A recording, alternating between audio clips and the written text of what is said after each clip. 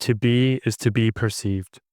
That's George Berkeley, the Irish clergyman who, before turning 30, shook the foundations of Western philosophy by saying, matter is not real. No atoms, no external substances, just minds, ideas, and God.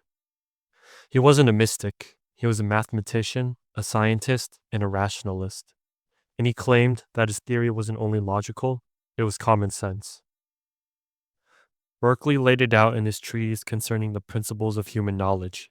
He starts by going after John Locke, and more specifically, abstract ideas.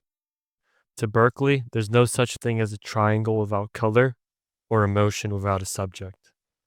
All knowledge begins in experience, and when we look at what we actually experience, we find not matter, but ideas. Everything we see, hear, feel, or touch exists only while being perceived. And if you remove the perceiver, there's nothing left.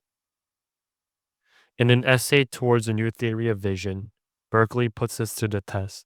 He asked, why do we think our visual field reflects an external reality? He showed that we could explain all visual experience, including distance, depth, and size, without assuming material objects exist. The apple you see, it's an idea. Your body, an idea.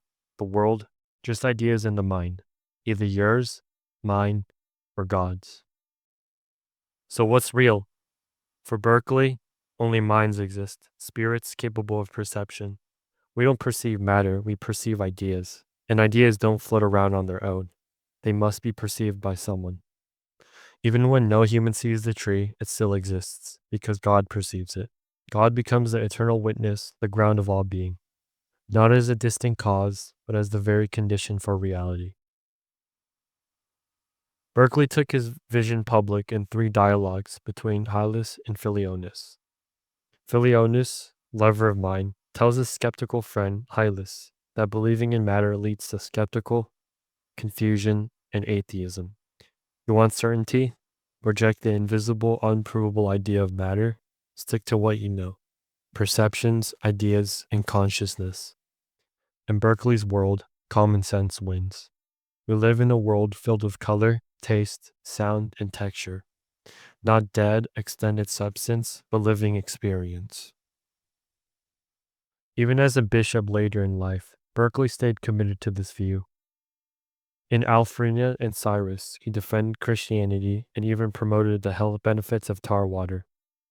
He even critiqued Newtonian calculus, warning against abstract, meaningless quantities that no one could perceive.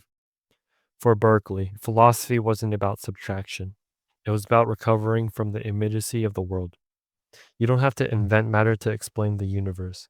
You just have to see that reality is made of thought, and all thought begins and ends with God.